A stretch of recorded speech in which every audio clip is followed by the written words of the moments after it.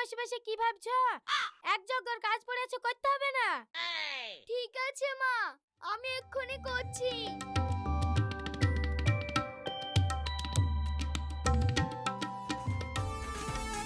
কি ব্যাপার, গানের সুর ভেসে এসে মনে হচ্ছে না?